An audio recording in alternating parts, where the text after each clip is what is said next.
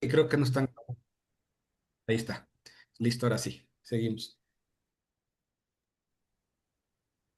Bien, gracias. Sí, de hecho creo que hay unos como prompts que podemos utilizar para ChatGPT y todo eso, ¿no? Pero bueno, la que sigue, Astrid, por favor.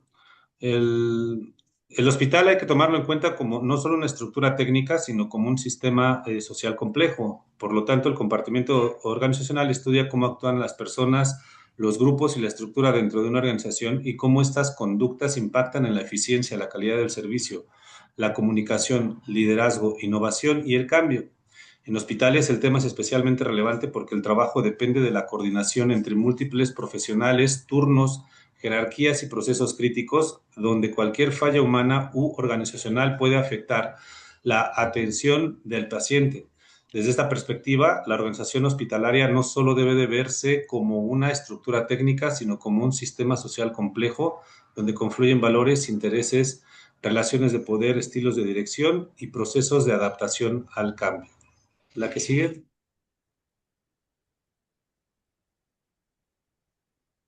¿Qué es el compartimiento organizacional? Es el estudio sistemático de la conducta humana. En el contexto de, de las organizaciones, analiza cómo se comportan los individuos, los equipos y la organización en conjunto con el fin de comprender, predecir y mejorar el desempeño institucional. En el hospital, esto incluye en qué médicos, enfermeras, personal administrativo, trabajo social, laboratorio, intendencia y directivos interactúan hacia una gerencia profesional que reconozca la complejidad de coordinar más de 300 tipos de empleos diferentes para cumplir objetivos comunes como la atención segura, oportuna y eficiente del paciente. La que sigue. Su origen histórico de este se relaciona con varias corrientes del pensamiento administrativo y social. La escuela clásica se enfocó principalmente en la eficiencia, la división del trabajo, la jerarquía y la estandarización. En hospitales, esta visión favoreció la organización por servicios, la delimitación de funciones y los manuales de procedimientos. Fue evolucionando y después vino la escuela de las relaciones humanas, donde surge como una respuesta a la visión mecanicista. Esta reconoció la importancia de la motivación, la comunicación, los grupos informales y el clima laboral. Permitió comprender que el desempeño no depende solo de materiales, de recursos materiales, sino también del trato, el liderazgo y la satisfacción personal. Continúa avanzando hasta llegar al enfoque conductual, donde integra aportes de psicología, sociología y antropología para explicar por qué las personas actúan de determinada manera dentro de una organización. Aparecen temas como la motivación, percepción, actitudes, liderazgo, poder y conflicto. Continuando con un enfoque de sistemas, considera a la organización como un sistema abierto que interactúa con su entorno. El hospital recibe insumos, transforma procesos y genera resultados, todo ello condicionado por factores internos y externos como regulación, demanda de servicios, presupuesto, epidemias o cambios tecnológicos. Y por último, el enfoque contingente sostiene que no existe una sola forma correcta de administrar, las decisiones dependen de la situación y en hospitales esto es fundamental porque no es lo mismo dirigir urgencias, quirófano, consulta externa o epidemiología, ya que cada área requiere formas distintas de coordinación y de control. La que sigue, por favor. Existe una evolución del comportamiento organizacional que fue pasando de una visión centrada en la tarea a una visión centrada en la persona y luego al análisis integral de sistemas humanos complejos. En el sector hospitalario implicó pasar de estructuras rígidas y verticales a modelos que valoran la participación, el trabajo en equipo, la calidad total, la mejora continua y el desarrollo organizacional, como lo menciona Barkin en el 2003. La que sigue, por favor. En los hospitales es importante el compartimiento organizacional porque permite, por un lado, mejorar el clima laboral, reducir errores de comunicación, la prevención de conflictos, aumentar la satisfacción del usuario, fortalecer la coordinación interpersonal y favorecer la calidad y seguridad del paciente, que si nos damos cuenta son la base de las acciones esenciales en la seguridad del paciente, que es como ahorita el enfoque que va muy dirigido a todos los niveles de atención.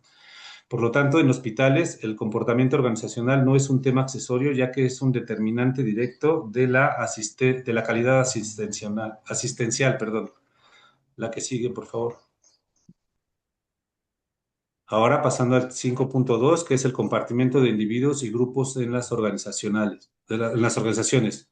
El desempeño institucional depende de la alineación entre las capacidades individuales y los objetivos grupales. El comportamiento individual dentro de la organización está determinado por factores internos y externos. Es crítico considerar las diferencias personales como la fatiga, el procesamiento de información y los componentes psicológicos, ya que las expectativas y la contribución percibida son parte inherente de nosotros como individuos, y el modelo de Kandwala destaca la importancia de auditar las variables conductuales que incluyen la satisfacción laboral y el nivel del estrés del personal. La que sigue. Los factores del comportamiento individual que debemos de tomar en cuenta, como les comentaba un poco, es la percepción, ya que cada trabajador interpreta la realidad de manera distinta. En un hospital puede generar diferencias en la valoración de una urgencia, en la interpretación de una orden médica o en la percepción del trato recibido por un paciente. La percepción influye directamente en las decisiones, actitudes y relaciones laborales. La personalidad y las diferencias individuales influyen en la manera de enfrentar la presión, el trabajo en equipo y la autoridad. El trabajo en equipo, la autoridad y el estrés en el hospital afecta ante la respuesta afecta esta respuesta ante emergencias, guardias, turnos prolongados y alta carga emocional.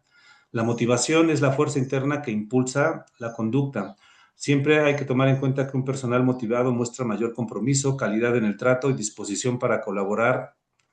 En hospitales, la motivación puede verse afectado por salarios, reconocimiento, liderazgo, sobrecarga laboral o falta de recursos.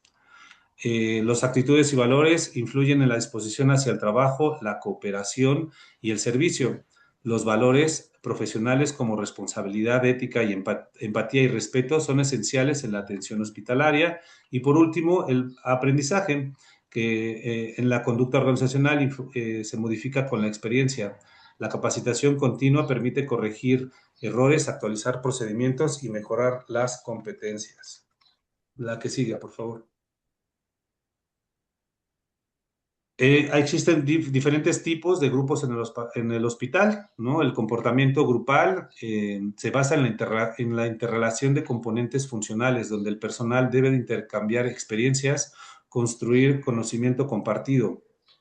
El uso de grupos de tarea multiprofesionales y círculos de calidad permite que los profesionales comprendan la complejidad de los procesos y generen soluciones sin necesariamente aumentar costos operativos.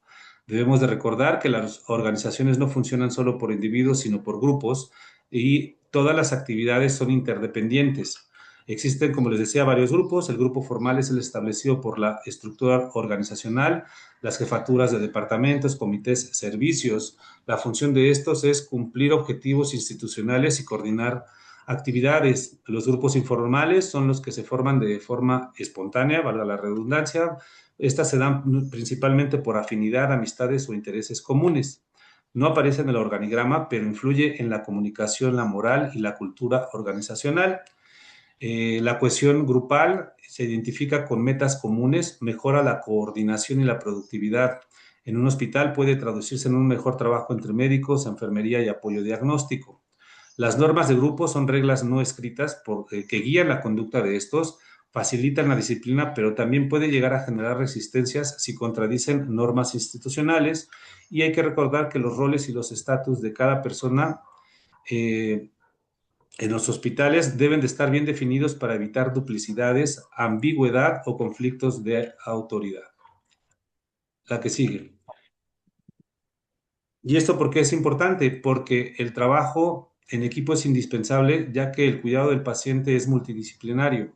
Una mala relación entre los grupos puede provocar retrasos, errores en la atención, problemas de interconsulta, duplicidad de funciones, un aumento de la tensión laboral, y por esto es importante entender la conducta individual y el grupal para que se puedan diseñar intervenciones de liderazgo, capacitación y mejora organizacional. La que sigue. Ok, yo les voy a dar el marco teórico para el estudio del conflicto organizacional. Ok, perdón, Este, perdón Paco, que te sí, interrumpa. Van a interrumpirte más adelante. Le podría regresar tantito, creo que fue casi la primera diapositiva donde estaba individuo, grupo y organización. Eran como unos círculos. Ese, Eso, ¿no? el otro, el que seguía. Esta. Aquí es muy importante. Digo, muy bien, todo lo que mencionaste, Tlalcalel, todo bien. Este, Me gusta mucho el diseño así de los diagramas porque pues hace que uno se adentre un poquito más, ¿no? A la explicación. Aquí es importante lo que mencionabas de los grupos. Nosotros normalmente contratamos a alguien por su código de función, ¿no? Ya sea el código que tenga. Y suponiendo tenemos a lo mejor podemos dividir enfermera auxiliar, como antes lo dividía, general, especialista o médico general, médico especialista. El grupo, a veces el grupo bien puede ser el grupo de enfermeros, el grupo de médicos o el grupo de tal área, ¿no? Y la organización. Aquí es muy importante que veamos que es como una flecha. No podemos a veces traspasar de una manera o transgreder, porque muchas veces, si se dan cuenta, el individuo aquí pertenece a la organización, está dentro de, y muchas veces van a encontrar comportamientos en donde el individuo se siente afuera de la organización o actúa en pro a sus intereses fuera de la organización y de los intereses de la organización. Y eso se lo van a encontrar muchas veces. El reto es cómo lidiar con los camilleros que se esconden o con los camilleros que acosan. No estoy diciendo que sean todos. ¿Cómo lidiar con los médicos que se creen inmortales y que no se lavan las manos o que creen superiores a todos los demás compañeros? ¿Cómo lidiar con los enfermeros que le esconden cosas a los médicos o que tienen cierto resentimiento hacia el área o que entre compañeras tienen ahí? ¿Cómo lidiar? Y no estoy diciendo que sean cuando se presentan esos casos. ¿Cómo lidiar cuando hay jefas enfermeras que tienen 30 años y ya están desactualizadas y hacen las cosas y cuando vienen nuevas ideas? Entonces, ahí vienen esos retos, pero tenemos que tomar en cuenta que sí, y lo mencionas en otras diapositivas, que sí el individuo tiene que estar tranquilo, un buen ambiente laboral, tiene que estar contento. A lo mejor esa frase de ponerse la camiseta ya es muy noventera, pero tiene que estar alineada al plan de trabajo que ya hemos hablado, convencerlo, alinearlo para que tengamos los mismos objetivos y si el personal vemos que no nos va a servir, pues no mejor correrlo, pero hacerlo lo que se pueda y si no, pues tratar de llenarnos de otro tipo de personas que podamos encaminar hacia los objetivos que tenemos, viéndolos de una perspectiva ya de líder o de mando, de un puesto de mando. Por ejemplo, y esto va un poquito relacionado, mencionabas a la ética. Hay muchos compañeros que dicen que su ética no les permite hacer cosas, o muchos compañeros que están a lo mejor en el área de urgencias o de terapia, se sienten jueces que pueden juzgar al paciente, ¿no? O sea, aunque te llegue un paciente que está ahí grave porque asaltó, porque mató o por algo, no, no es nuestra función en lo que estamos contratados como individuo, ya sea enfermero o médico, en el grupo que estamos, en el área de terapia de urgencias, en la organización IMSSSTE, no es nuestra función juzgar. Como persona, a lo mejor David, Paco, Carla, pues sí, o sea, dices, oye, hijo de su no sé qué, y piensas, y dices, se merece esto y más, ¿no? Como en lo personal, pero en lo que estamos ahí, la organización le está brindando servicios y tú estás contratado para esos servicios. Entonces, que no se nos olvide, porque muchas veces también hay compañeros, y pasa mucho en el ejemplo de gineco, en donde dicen, yo no puedo practicar abortos. No me lo permite mi religión, yo no puedo y no los voy a hacer. El ejemplo más fácil, ¿no? Sí, pero tú estás ahí contratada como ginecóloga. Y la organización, el IMSS, es un servicio que da y tú estás representando la institución. No te estoy preguntando si lo quieres hacer, estás contratada para hacerlo. Ahora, no que existe el código en donde el manifiesto, se me fue la palabra, pero en donde tú dices, objetor de conciencia, en donde dices, yo no por mí. Ok, eso se hace desde que tú entras, se menciona, redactas el documento en el cual eres objetor de conciencia, que tú, por tus múltiples ideas, no quieres realizar esos procedimientos, se le pasa a tu área encargada, y entonces lo contemplará para intentar no ponerte en esa situación. Pero si eres el único, O sea, lo tienes que hacer porque estás representando a la institución y muchas veces se confunden en el cual creen que el individuo está por encima de la organización y no, y ese es parte del reto, a veces hacerles entender, a veces explicarles, a veces acompañarlos en ese entendimiento de explicarles de que tú estás aquí representando a la organización y la demanda, así como cuando luego dicen, no, pues es que pasó esto, el paciente se cayó, no sé qué, un problema legal, la institución, mi seguro me cubre. Ah, pues también, así como la institución te va a cubrir por ciertas prácticas, no digamos negligencias, pero digamos a lo mejor hay cuestiones que han sucedido legales, te va a proteger, también tú tienes que responder ante la organización. No se vale pertenecer a la organización cuando me conviene y cuando no, no. Entonces, y eso lo van a encontrar siempre porque ejercemos medicina a la defensiva. Y hablando de medicina en todas las áreas, todas las carreras, ¿no? Entonces, esa es parte de lo que tienen que notar, identificar y aprender a alinear, tener centros positivas, cómo y venían las jerarquías, identificarlos, porque muchas veces hay muchos problemas que se van a dar porque el individuo se sintió o actuó por fuera del grupo de la organización, pero ¿qué crees? A veces lo hizo de tal manera en que el responsable va a ser el área, o sea, el jefe, el del grupo y entonces a lo mejor el problema va a caer sobre ti, porque a lo mejor la cuestión o el proceso que se dio mal o la situación, pues él supo a lo mejor protegerse en lo individual, pero actuó mal en conforme al grupo y a la organización y el hilo se corta por lo más delgado y casi siempre, si ya se protegió el individuo, pues van sobre el jefe de servicio. Entonces a lo que voy es en eso, tengan cuidado en identificar en ser claros y en poder ver este tipo de cuestiones para que al rato no los individuos les afecten a su grupo o les afecten a ustedes directo como jefatura o como puesto de mando, porque todas las personas, la mayoría, actúan así. Cuando me conviene, yo solito contra el mundo. Yo no vengo aquí a ser amigos. Yo no vengo aquí a hacer nada. Y cuando les conviene, la organización me tiene que cubrir. Y se van a encontrar con eso todo el tiempo. Tú me tienes que proveer, tú me tienes que cubrir, tú me tienes que dar, es tu obligación. Ahí se sienten parte del grupo, pero a la hora de otras cosas se sienten fuera. Entonces, es ahí toda una cuestión, ¿no? Entonces, y aquí viene, ¿no? Es percepción. Y cambiar esa percepción, esas actitudes, esos roles pues vienen difícil porque también hay mucha gente, y ustedes lo han visto, que vienen, es el hijo o el nieto del recomendado, ¿no? O sea, son personas que a veces se fueron heredando o fueron metiendo a sus familiares y vienen con la idea del IMSS o del ISSSTE de los setentas y de las mismas responsabilidades y pues las cosas van cambiando y hay que ir actualizándose en todos esos cambios que ahorita ya se tienen, ¿no? Muchas gracias. Ahora sí ya, Paco, para no interrumpirte. Gracias. El conflicto organizacional constituye un fenómeno inherente para la dinámica de las organizaciones, derivado de esta interacción constante entre individuos y grupos con intereses, valores y percepciones diversas. Lejos de ser considerado únicamente como un elemento negativo, el conflicto ha evolucionado conceptualmente hasta reconocerse como un factor potencial al cambio, innovación y mejora de organizacional. El estudio del conflicto organizacional va a sustentar diversos enfoques teóricos que nos van a permitir comprender su origen, desarrollo y efectos, así como diseñar estrategias adecuadas para su manejo.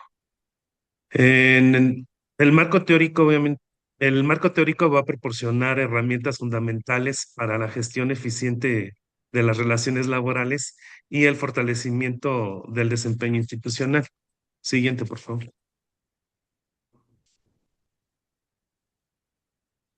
El El conflicto organizacional va a ser un proceso en el cual una de las partes percibe que otra ha afectado negativamente o está a punto de afectar algo que le interesa. Este fenómeno surge cuando existen diferencias entre individuos o grupos en relación con objetivos, valores o recursos o percepciones. Este proceso va a estar involucrado por la interacción entre las partes, una percepción de la incompatibilidad, intereses opuestos o manifestación conductual. El conflicto surge de diferentes objetivos, valores y recursos o percepciones. Siguiente.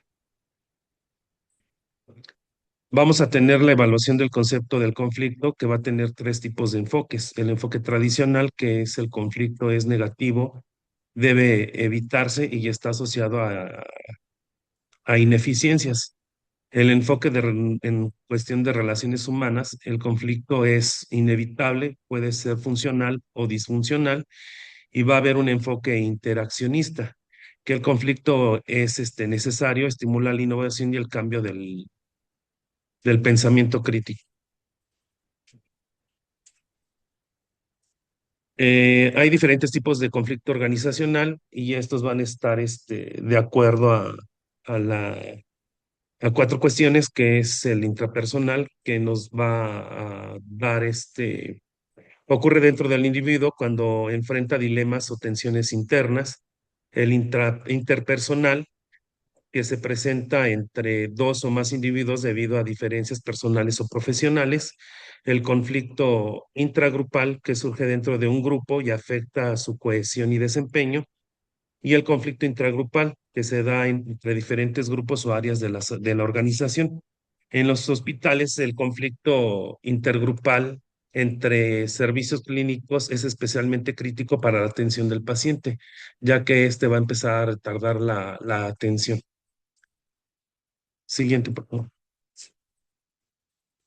Hay algunos modelos para el proceso del conflicto, según Rubins, y otro es el de Thomas Kilmann, que nos va a decir, obviamente, que primero va a haber una oposición potencial. El segundo punto es una cognición y personalización. El tercero es ahí va a haber intenciones. El cuarto va a haber una conducta que va a dar un, un, un un resultado, que puede ser obviamente bueno o malo de acuerdo a la percepción de, de cada individuo. El conflicto es un proceso dinámico, no un evento aislado. Cada etapa ofrece oportunidades de intervención. Sí, Siguiente, por favor. perdona, en esa, Paco, Sí, aquí es parte en el anterior. La personalización que mencionas también es parte de, les mencionaba, todos a lo mejor van a tener a su cargo personas, el número que sea, 5 10 15 que tengan el mismo código y tengan en teoría que dividir las tareas de trabajo iguales. Pero en cuanto a la personalización es donde ustedes ya van a tener que detectar las habilidades de cada uno y los gustos. A lo mejor si tienen quien por objetor de conciencia no quiere hacer algo, bueno, a lo mejor evitamos hacerlo. A lo mejor estás viendo que alguien, no sé, como médico se le facilita, ¿no? Siempre pasa, se le facilita poner catéteres, a lo mejor a ese lo dejo poner los catéteres y al otro dividir las tareas y la personalización de cómo son las personas, en cuanto a los problemas que van a tener o las necesidades de permisos, porque luego esto pareciera que alguien tiene consentidos o que a alguien se le dan ventajas sobre otro, pero siempre les recomiendo que siempre que lleguen a un puesto autoritario, lo comenten desde el inicio para que la gente no piensa que ya tienen algún tipo de preferido en cuanto a coincidencia, a consideraciones, perdón, o a privilegios, por así decirlo, que las necesidades de todos sus compañeros o de todas las personas que están a cargo van a ser diferentes. Ni sobre eso van a ser a veces los permisos. No es lo mismo, y ahí sí tienen que hacerlo un poco más humano, no es lo mismo su compañero que tenga tres hijos y que sea mamá soltera, y no porque sea mujer o porque sea mamá soltera, sino porque es muy probable que a lo mejor eventualmente va a tener que pedir permisos para salirse. Eventualmente va a tener que a lo mejor salirse antes o llegar tarde o ciertos días festivos, ir a festivales, que son cuestiones propias de una persona. Y vas a tener a lo mejor la persona que es soltera y que trabaja tres turnos y que se la vive trabajando y que va a estar inconforme con eso.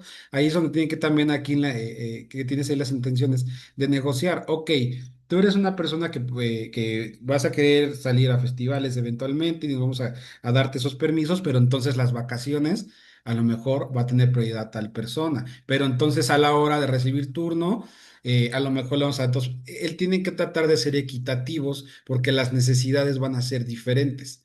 Entonces, siempre va a haber alguien que va a estar inconforme, entonces ahí es donde les va a tocar pelearse pues que a lo mejor quedan mal con todos, ¿no? Pero pues van a tener que tratar de lograr el equilibrio para no llegar a esta disfuncionalidad que marcas al final o para ver cómo son los resultados. Y la otra es esa.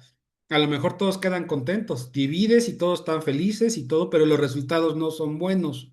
Te estás dando cuenta que por tomar mucho en cuenta sus cuestiones personales, los resultados se están viendo afectados. Y entonces eso es algo que también se les tiene que decir. ¿Sabes qué? Ok, sí, somos cuates y todo, pero no estamos dando resultados. Vamos a tener que hacer estos cambios para mejorar los resultados, porque si no, pues el barco no va. Y a veces es difícil, a veces nos perdemos en eso, a veces nos quedamos nada más con cubrir las necesidades personales, porque pobrecita y no vamos a los resultados, o a veces nos ambiciamos con los resultados y no vemos la cuestión personal. Entonces, el equilibrio, ¿no? Ahí siempre tratar de lograr ese equilibrio para que puedan, pues sacar de la mejor manera la situación. Adelante. Siguiente, por favor. Vamos a tener estilos de manejo del conflicto, que puede ser competitivo, que va a priorizar las propias necesidades y objetivos del individuo o de la institución. El evitativo, que va a retrasar o evitar el conflicto por completo. El comprensivo, que va a buscar un acuerdo intermedio que va a satisfacer parcialmente a ambos lados del conflicto. El colaborativo, que va a buscar soluciones de beneficios mutuo y cooperación. El acomodativo da prioridad a las necesidades de los demás sobre las propias. Justo. Cada estilo, sí, Ujú. a Sí, sí, cada estilo va a justo reflejar diferentes niveles. perdón, Perdón. justo que me había adelantado y es esto, lo tienes perfecto ahí en la Ajá, imagen, tratar de lograr ese como equilibrio, a veces vamos a ir hacia un poquito más de un lado al otro, pero pues tienen que ahí ver cuál les conviene. el siguiente. Y de acuerdo obviamente a las funciones del conflicto organizacional, va a haber funciones positivas o funciones negativas, que es la disfuncional. Entre las funcionales es que va a permitir obviamente un cambio positivo a la institución, que va a haber, tiene que ver con la estimulación y la innovación, con la mejora de la toma de decisiones, el fortalecimiento y pensamiento crítico, y va a promover el cambio organizacional. En cuanto a las funciones negativas, pues va a generar tensiones laborales, va a reducir la productividad, va a afectar las relaciones laborales y va a deteriorar el clima organizacional. La gestión del conflicto siempre va a buscar transformar situaciones negativas en oportunidades de mejora. Siguiente, por favor. Vamos a tener el punto 5.4, que es los procesos interpersonales y la comunicación organizacional. Estos van a constituir elementos fundamentales del comportamiento organizacional, ya que permite la interacción, coordinación y cooperación entre los miembros de una organización. En entornos organizacionales complejos, la calidad de las relaciones interpersonales y la eficacia de la comunicación influye directamente en el desempeño al clima organizacional y el logro de los objetivos institucionales. El estudio de estos procesos ha evolucionado desde enfoques centrados en la simple transmisión de la información hacia los modelos integrales, que va a considerar factores psicológicos, sociales y culturales. Comprender la dinámica de los procesos interpersonales y la comunicación resulta esencial para la gestión organizacional eficiente. Siguiente.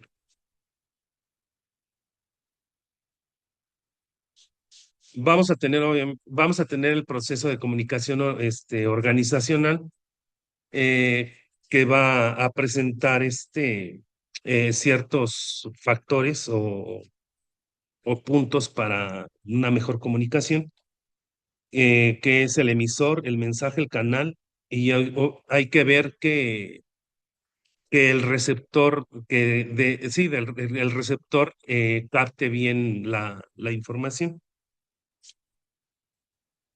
Y una comunicación efectiva va a implicar siempre claridad, comprensión y retroalimentación adecuada. Va a haber diferentes tipos de comunicación organizacional.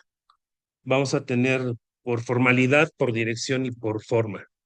La de formalidad está la formal o la informal. La formal sigue en canales institucionales y la informal surge espontáneamente. Por dirección está la descendente, que va de superiores a subordinados, la ascendente de subordinados a superiores, y la horizontal, que es el mismo nivel jerárquico. Esto sería entre hay jefes de servicio, por ejemplo, en el caso de un hospital. Y la forma verbal, que es la oral o escrita, y la no verbal, gestos, lenguaje corporal. En los hospitales, la comunicación descendente domina, pero la horizontal es clave para la coordinación clínica adecuada. Sí, justo. Y aquí tengan cuidado de seguir los canales formales, sería lo ideal, porque como dice, ¿no? Que papelito habla. Entonces, aunque hay indicaciones que te dan tu jefe inmediato y pues son o sea, las tienes que seguir, pero a lo mejor son indicaciones mínimas, ¿no? Son indicaciones eh, se me fue la palabra, pero que no son tan trascendentes, solamente son indicaciones, ¿no? Pero cuando ya son cuestiones muchísimo más importantes, que ustedes creen que les pueda significar algún compromiso, algún problema legal, alguna cuestión que no va en su profesiograma, alguna cuestión ahí, pídanlo que se los hagan por el canal formal y pídanlo de buena manera, porque le dicen, négame un escrito, o sea, no sabe qué, mire, pues la verdad es que creo que no estoy muy de acuerdo que sea la situación así. Mejor, mire, póngamelo por escrito para cualquier cuestión, o sea, directo, yo poderme amparar o poder tener algo, porque muchas veces les van a dar sin indicaciones y por escrito nada más les van a dar cuatro o cinco, porque no se van a comprometer. Entonces, y ahí tenemos que ver los dos lados. Cuando tú estás abajo, pues el de arriba dices, ay, no se vale. Y cuando tú estás arriba con el de abajo, pues también tienes que tratar de ser coherente. Y si quieres que realmente se haga de alguna manera, que ya es una indicación, digamos, más importante, pues sí hay que hacerlo de manera formal. Si no, entonces no den indicaciones que crean que van a tener algún problema después, porque pues eh, o estás consciente y de acuerdo con lo que estás diciendo o no. Y no puedes dar indicaciones pues, de a ver qué pasa. Y si sale mal, pues ya le echamos la culpa a él. Pues no, eso no es ético, no debe de ser. Y la otra es por los canales oficiales, muchas veces, no sé cómo sean ustedes. Miren, gran problema de estudiar, aquí a ustedes les va a estar pasando y más que ya van a acabar, de estudiar maestrías o posgrados, es que dicen la gente se vuelve más infeliz a la hora de trabajar. ¿Por qué? Porque ustedes van a criticar todo lo que hacen los demás, porque el conocimiento pues sí da cierto poder y no poder para que se sientan más, sino poder de decir, híjole, ahí vea cosas que estaban tan mal que yo ignoraba y que ahorita ustedes al estudiar se dan de topes y dicen, ay, ¿cómo es posible? Y entonces eso los vuelve a veces a trabajar, los hace un poco infelices, digamos, es así un decir, ¿no? O los ponen tranquilos. Entonces, si ustedes se dan cuenta ahorita de cuando iniciaron la maestría, ahorita que salen y a lo mejor alguien ya se los había mencionado, pues pasa eso que te conflictúas a veces un poco más en el trabajo porque ya cuestionas todo, o ya te das cuenta de muchas cosas y empiezas con este tipo de acciones de, a ver, ¿por qué me pides esto? Así no es, tiene que ser así, tiene que ser el otro, o casi dices es que el que está arriba que yo no sabe más que yo y hay unos conflictos ahí, ¿no? A veces personales o entonces, pero los canales, y les comentaba, tienen que ser los oficiales. Eso de que te manden indicaciones a tu teléfono de WhatsApp, de que te manden llamaditas a tu número personal, al menos yo, en lo personal, yo he bloqueado al jefe regional y le he dicho, a mí no me mandes mensajes a mi número. Si quieres como cuates que vayamos a cotorrear, si quieres como cuates para facilitarnos el trabajo en horario laboral, podemos hacerlo, pero no estoy obligado, pero tampoco tú. O sea, si yo tengo una duda y yo te mando un mensaje y no me lo contestas, no estás obligado. Y al revés. Pero en horarios de trabajo, yo agarro y los hablo. Oye, que ahora en Semana Santa me mandaron un mensaje el jueves a las 11 de la noche. Agarré, tomé evidencia y le dije a la siguiente, te voy a poner una denuncia por acoso laboral. Le digo, a mí no me tienes que andar haciendo eso. Y así hay personas a medio conflictivas como yo que les va a tocar, que no, que les súper molesta que les den indicaciones fuera del horario laboral. ¿Por qué? Porque hay personas que a lo mejor así somos. A mí me súper molesta porque son indicaciones de, oye, ¿tienes tu abasto de medicamento? Oye, en Jueves Santo a las 11 de la noche, no sé qué está peor, si la hora o saber que era un día festivo. O sea, ahí incurrió en dos cosas, ¿no? Entonces, te esperas al día laboral que sigue, ni modo, o sea, lo que es. ¿Y qué va a pasar? De todas maneras, ni le mandé lo que necesitaba y se tuvo que esperar hasta el día lunes.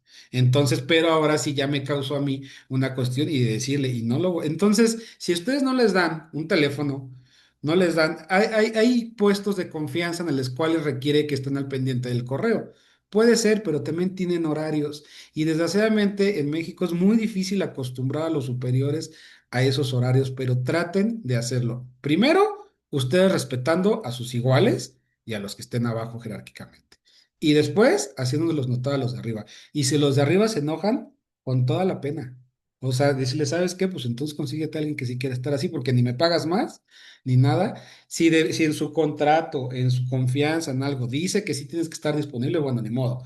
Ya, ¿no? Ni modo, si ahí les dice, pero tengan mucho cuidado con eso, porque sí es algo altamente, pues, demandable, cuestionable, y que no debe de ser. Entonces, los canales oficiales, si ustedes no les dieron un teléfono o en algo, ni que los molesten por ese medio, ni ustedes molesten a alguien más, de cuates, órale, va, oye, ¿sabes qué? Que esto, manita, el otro, ok, de cuates puede ser, pero para dar indicaciones o solicitudes, yo les recomiendo que tengan mucho cuidado con eso, porque la verdad es que les cuesta mucho, aquí cuesta mucho en muchos niveles, y al menos yo sí soy de la bandera de cambiar, y a mí no me importa quién sea, qué tan hasta arriba esté de mí, a nadie. Bueno, al secretario de salud, en su momento, no sé si ya les conté, que me dio clases el secretario de salud cuando yo estudié medicina, y es algo ahí, a lo mejor me voy a desviar un poquito del tema. Ustedes se van a dar cuenta que a veces las personas llegan a los puestos, es el doctor Jorge Alcocer, el que estuvo, el secretario de salud pasado. A mí me dio clases, era un médico excepcional, inmunólogo, hizo maestría, doctorado, especialidad, su especialidad en inmunología y en reumatología. Era, sí, súper bueno, era el jefe de investigación del Hospital de Nutrición. Cuando hace muchos años, ¿se acuerdan que al peje le dio un infarto y se fue a atender ahí? Que porque los hospitales públicos eran lo mejor, previo a su presidencia. Ahí se conocieron y por alguna razón, no sé cuál, se hicieron cuates y cuando el PG anunció su gabinete, lo puso a él como secretario de salud y después asignaron a López Gatell. Ese doctor, si ustedes lo conocen, es excelente persona, es una eminencia, todo lo que quieran. Hasta son de las personas que grabas sus clases así y wow. Era excelente en su área, pero no sabía administración. Sabía un poco de investigación y algo, pero no era una como para ser secretario de salud. Entonces, lo pusieron en el puesto y a pesar de él tener muy buenas intenciones y querer hacer lo mejor posible, pues desgraciadamente te topas con toda la corrupción que hay, ¿no?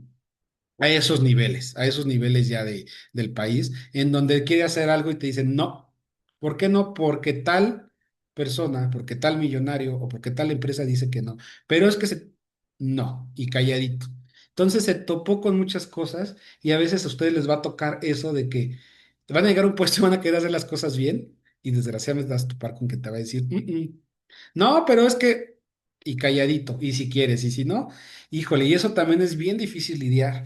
Y con ese tipo de personas y a esos niveles, también él trató de instalar eso, ¿sabes qué? Los horarios. O sea, los horarios no tienen un medio, no les proporcionaste, no molestes a la gente en su casa. Tienen que estar descansando, tienen que estar el trabajo, y ustedes lo saben, cuando uno trabaja efectivamente sus horas, no es necesario llevarse el trabajo a casa. Pero pues pasó todo eso y ni a él lo dejaron tampoco hacer ese tipo de cambios. Entonces es muy difícil hacerlo en México, es muy difícil, pero traten y empiecen por ustedes y ojalá lo puedan hacer hacia arriba, hacia horizontal, como menciona aquí, y para que no se metan ahí en alguna cuestión legal. Adelante.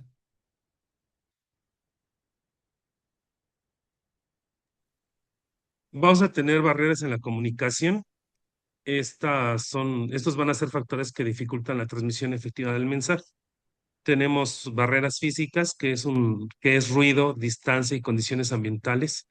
las psicológicas que tienen o están influenciadas por emociones, prejuicios y percepciones distorsionadas, las semánticas que van de acuerdo a a diferencias en el significado de términos clínicos o administrativos, y las organizacionales, que es una estructura rígida, exceso de formalidad y las jerarquías.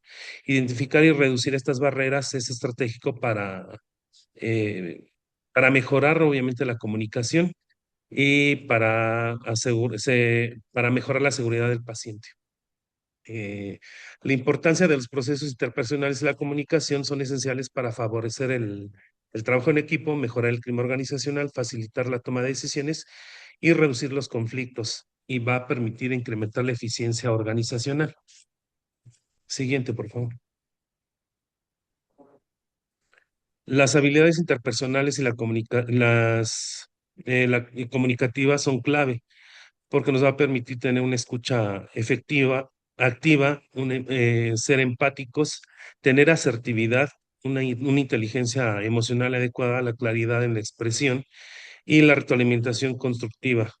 Un buen líder siempre va a tener habilidades comunicativas que van a fortalecer el desempeño y la cultura organizacional. Siguiente.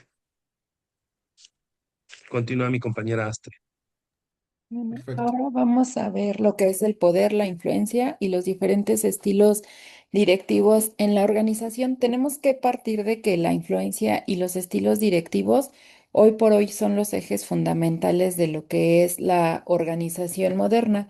A través de la evolución de esta administración hemos pasado de los enfoques mecánicos centrados en el poder hacia la parte compleja actual que reconoce el valor del capital humano, la cultura organizacional y las relaciones interpersonales para lograr el objetivo y los determinantes en cuanto al desempeño organizacional. Entonces es muy importante poder conocer estas interacciones. El poder lo vamos a ir definiendo como la capacidad de influir en la conducta de otros. Esta influencia va enfocada pero hacia el proceso que hace que se modifiquen las actitudes y el comportamiento, y finalmente el liderazgo es esa capacidad que nosotros tenemos de aplicar de forma efectiva el poder y la influencia para lograr un compromiso en cuanto a los integrantes de nuestra organización. Es así como estos tres van a estar interrelacionados. Existen diferentes formas de ir clasificando el poder en las organizaciones. Unos de ellos, o de las más reconocidas, es el poder coercitivo, que está dado a través de lo que son las sanciones o los castigos para poder lograr lo solicitado o el objetivo planteado. El de recompensa, que es a través de incentivos y beneficios, del cual ya nos fue dando un ejemplo el doctor, en donde tú, al conocer a tu grupo de personas con el que estás trabajando, puedes generar incentivos, muchos de ellos, y lo hemos ido viendo a través de esta maestría, no necesariamente tienen que ser monetarios. De los más aceptados son los que están de alguna forma orientados a las necesidades de los trabajadores cuando se pueden, desde otorgarles un económico, un día festivo, un permiso, que a veces son muy importantes. Después tenemos el poder como tal legítimo, que va a estar dado por la posición jerárquica, es el formal, el que dice tu papel, que tú eres el jefe de servicio, el coordinador o el divisionario de X área. El referencial, que es bien importante porque parte de lo que es la admiración del equipo hacia una persona, del carisma. Lo ideal es que como tal el líder pueda tener ambas características. El experto, que está basado en tus habilidades en esa área de expertise, ya no lo dijo con el doctor Alcocer, puede ser muy bueno en la parte clínica, pero no necesariamente eres buen administrativo. El internalizado, que le permite a su equipo ir reconociendo parte de su autocontrol y valores. De acuerdo a lo que es Weber, la legitimidad se va a dar en ese poder legal y racional, tu poder tradicional y tu poder carismático. De acuerdo a la fuente, cómo lo adquirimos, puede ser un poder personal, que está mucho que ver con lo que es el referencial en cuanto a carisma y admiración. Hemos visto servicios en donde no solo hay un líder, sino varios líderes, algunos que siguen los compañeros que no necesariamente tienen el nombramiento, el poder organizacional que está enfocado a esta parte formal, pero que es el que te da el papel de asignación de ese puesto. Entonces, sí dejar claro que todos estos conceptos van a ser importantes, se van a ir relacionando entre sí y si nosotros lo vamos como acortando, tenemos que partir de que el poder es igual a capacidad, la influencia tiene que ver más con el proceso y el liderazgo realmente es esa aplicación efectiva tanto de tu capacidad de poder persuadir a tu equipo de trabajo para lograr los objetivos y metas de tu organización, haciendo una organización sana. En las organizaciones modernas, el poder experto y la influencia tienden a predominar más que la autoridad formal. Si nosotros nos vamos por enfoques, tenemos que ir entendiendo sus diferencias claves, pero cómo es que estos se van relacionando entre sí. Por como tal, el poder, por naturaleza, tiene un efecto muy potencial. Ya dijimos que está enfocado a la capacidad y nosotros el resultado lo vamos a ver en control. La influencia, la naturaleza es más dinámica, está enfocada en ese proceso, pero el resultado es un cambio de conducta. Y el liderazgo hace uso de forma práctica de estos dos previos para hacerlo de forma integral y lograr un compromiso. ¿Qué es la importancia de esto? Que el poder como tal, pues te puede generar obediencia y que tú obtengas tu resultado, pero si lo logras llevar a ese liderazgo, tú vas a generar un compromiso y una armonización de tu organización que te permita alcanzar las metas que estableciste. Para esto, a través de nuestra formación podemos establecer diferentes estilos de liderazgo y estos están encaminados al comportamiento que vamos a optar, a nuestras habilidades, al uso de herramientas para poderlos irlo estableciendo. Vamos a ver que tenemos algo que se denominan liderazgos clásicos y tenemos los modernos. En los clásicos tenemos el autoritario, en donde hay una centralización total en cuanto a la toma de decisiones sin que tú tengas que consultarlo con el resto de tu equipo de trabajo. Eso hace que la comunicación sea unidireccional. Uno de sus usos más importantes tiene que ver en la etapa de crisis, donde el líder es quien decide qué es lo que se va a realizar. Sin embargo, las desventajas son muy grandes porque a largo plazo se puede desmotivar el equipo que tú estás coordinando. Esa desmotivación puede ser desde personal y que conlleve a una baja creatividad, a una baja innovación y finalmente a que haya una dependencia completamente de el líder. Después tenemos el estilo democrático, sigue siendo un estilo directivo clásico, pero ya permite una participación mucho más activa, es decir, que va a haber una comunicación bidireccional, horizontal, en donde puedes consultar con los otros integrantes de tu equipo para esa toma de decisiones. La decisión va a ser más lenta, se hace por consenso, pero como ventaja, pues sí va a generar mayor motivación, puedes tener una gama amplia en cuanto a las opciones para la toma de decisión escuchando esas ideas y va a fomentar un clima organizacional mucho más positivo. Después vamos a tener el Eisenhower o que nosotros le conocemos también como liberal. Este va a representar una mínima intervención de lo que es el líder, en donde se van a delegar ampliamente diferentes funciones hacia el equipo. Entonces, la supervisión es mucho más escasa. Sus ventajas es que sí se fomenta la creatividad, pero también hay riesgo de desorganización. Aquí tenemos que tener muy claro eh, yo considero que conceptos importantes que hemos visto a lo largo de este curso y que es entender que en esta parte de delegar, lo que nosotros podemos delegar es la autoridad, pero la responsabilidad siempre va a ser compartida y sí se tiene que dejar claro la asignación en cuanto a funciones para cada uno de los integrantes del equipo. Ya lo comentó Paco, esto puede ser de forma verbal y no verbal, pero sí sabemos que esta parte queda muy implícita en lo que son los manuales organizacionales específicos, en donde estas funciones tienen que estar muy descritas para que ellos sepan qué se espera, los objetivos de los mismos. Ahora vamos a ver los estilos directivos que se consideran modernos, que surgieron a través de esta evolución de la administración, en donde una vez que nosotros entramos a las áreas de la psicología, ponemos a ver que uno de nuestros mayores valores intangibles, pero que te van a llevar en muchas ocasiones a que la proyección de tu organización, de tu servicio, de ese hospital sea la máxima, tiene que ver con el capital humano. Y para lograr nosotros fomentar el desarrollo, innovación y crecimiento de ese capital de humano, necesitamos también modernizar los estilos directivos. Y aquí estos son los que han surgido en los últimos años.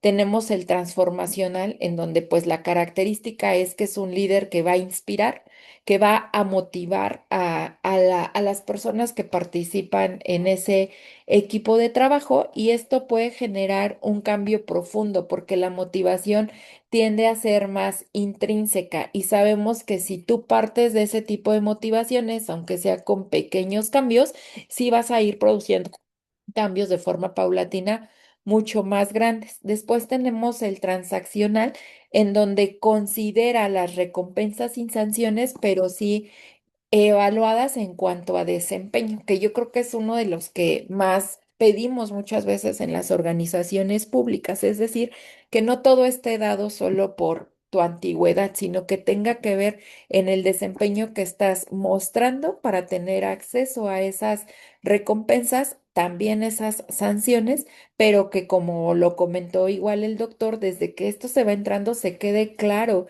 ese rol que se va a tener y no confundirnos.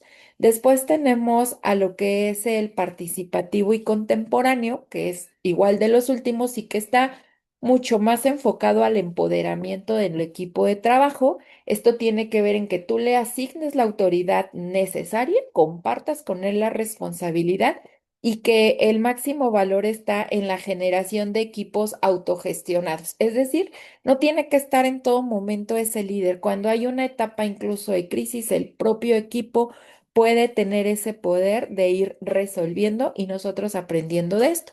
Tenemos al líder servicial, ese líder que sirve al equipo y prioriza el desarrollo humano. Si no se entiende o no se tiene el grado de maduración en esto, va a ser muy desgastante también para el líder. Tenemos la parte ética, que tiene que estar basado en transparencia, en responsabilidad, en decisiones morales, y que esto está enfocado al código de ética que tengamos en el caso de la administración pública y de nuestra organización, y obviamente también se aplica para las organizaciones de tipo privado.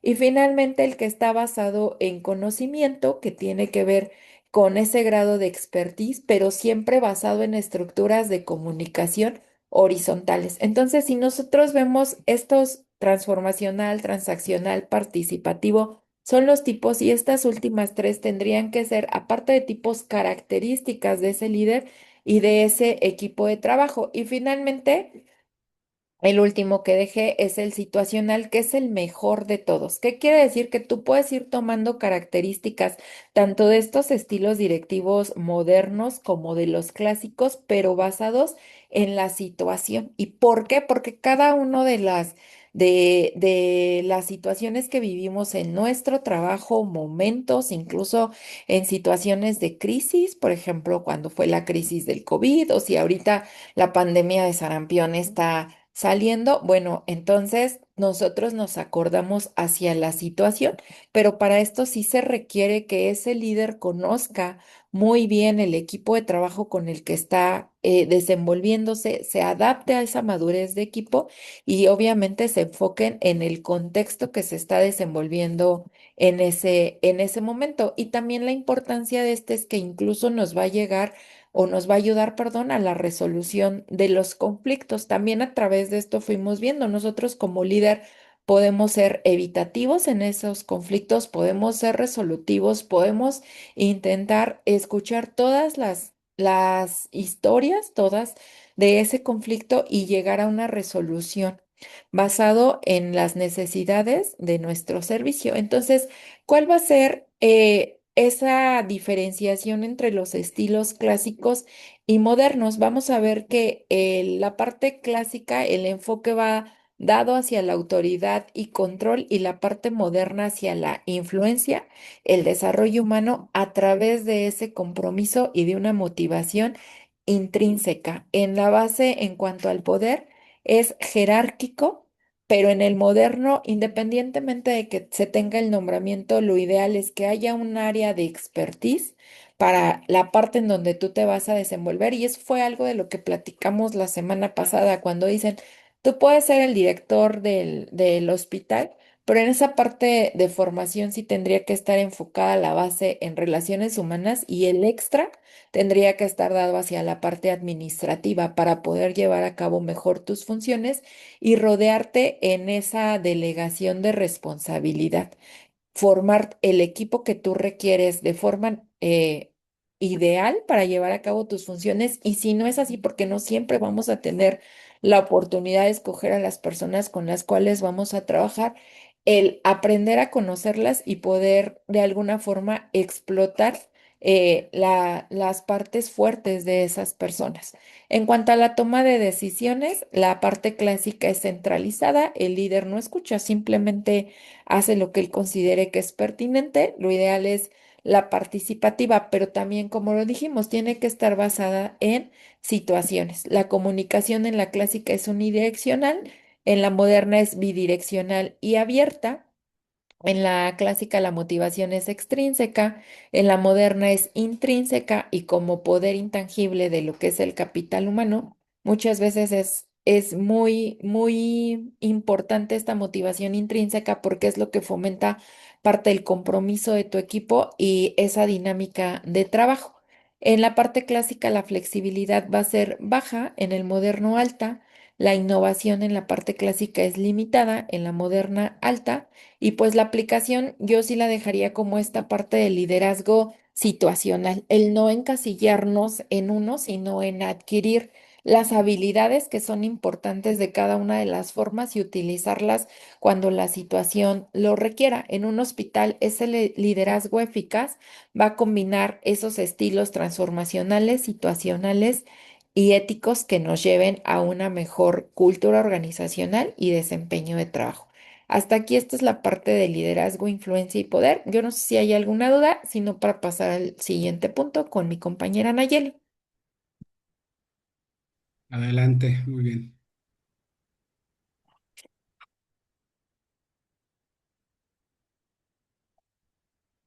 Hola, hola. Ay, ¿sí me escuchan? Es que está Ahí te- fallando un poquito mi internet y a veces como que se corta. Sí, te escuchas. Ok, ay, gracias. Ok, vamos a empezar con el punto 5.6. Primero, la innovación se refiere a la implementación de un producto o un proceso nuevo o mejorado que genera valor dentro de la organización. Entonces, esto significa que no se trata solo de tener ideas, sino que de aplicarlas para, pues para tener mejoras, ¿no? Para ver resultados que la organización de cierta manera necesita. Y por otro lado, tenemos el manejo del cambio, que es el proceso mediante el cual pues se van a apoyar las personas para que adopten la nueva forma de trabajo, estas nuevas innovaciones.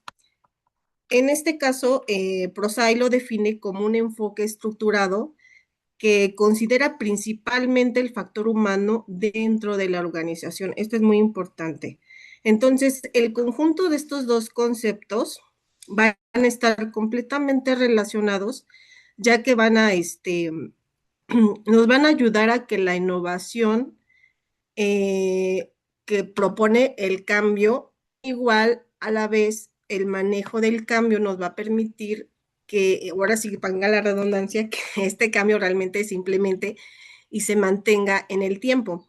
Entonces, algunos de los autores más importantes de este tema, vamos a verlos como Drucker, como Levin, como Kotter, como Rogers y como Shine, quienes han desarrollado diferentes teorías que nos van a explicar cómo se generan cómo se implementan y cómo se consolidan estos cambios dentro de las organizaciones. Siguiente, por favor. Ajá, siguiente. Ay, es que no sé si ya cambió. Ay, gracias. Entonces, existen diferentes tipos de innovación. Primero, la innovación del producto, que se va a referir a la creación o a la mejora de bienes o servicios. Es decir, cuando se modifica lo que se ofrece al usuario o a los pacientes, ¿no? Después tenemos la innovación del proceso, que va a implicar cambios en la forma en que se realizan las actividades, y este tipo de innovaciones es muy común en las organizaciones, ya que buscan hacer más eficientes los procedimientos. También está la innovación organizacional, que va a modificar la estructura, va a modificar las funciones o la manera en la que la organización se va a organizar dentro del trabajo de la institución. Y finalmente, la innovación tecnológica, que va a consistir en la incorporación de herramientas digitales o sistemas que nos van a permitir optimizar las actividades pues, que llevamos día con día, ¿no? Además de la innovación, pues puede clasificarse según su impacto y puede ser, por ejemplo, de manera incremental, o sea, creando una relación de mejoras progresivas, o de una manera radical, cuando se va a generar cambios profundos o que en este caso, van a transformar de una manera de una manera operativa la organización. Entonces, esta clasificación nos va a permitir entender que, pues, que no todas las innovaciones van a tener el mismo alcance, ni van a requerir el mismo nivel de adaptación por parte del personal. Siguiente, por favor.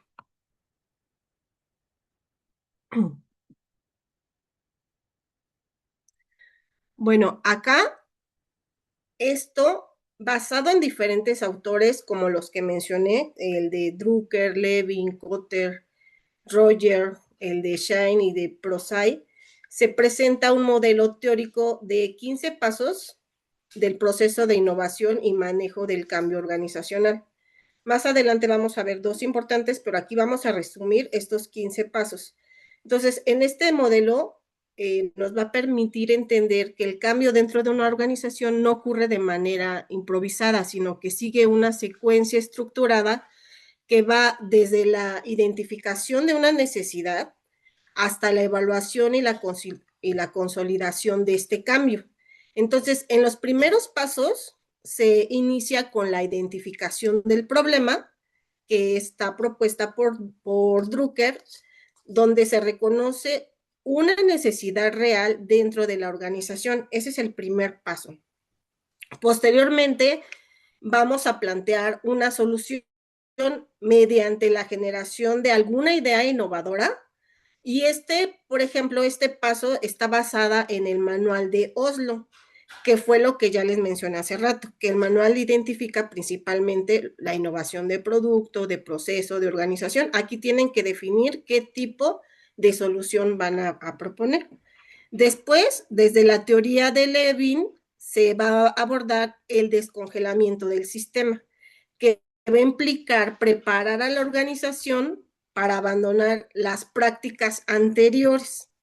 Esto lo vamos a ver más adelante. A esto se le suma el sentido de urgencia propuesto por Kotter, que va a buscar motivar a las personas a aceptar el cambio. Más adelante se incorpora el concepto y tipos de cambio, que nos van a permitir entender que las transformaciones pueden ser de diferentes tipos y de diferentes niveles. Posteriormente se forma un equipo impulsor y se diseña una visión del cambio.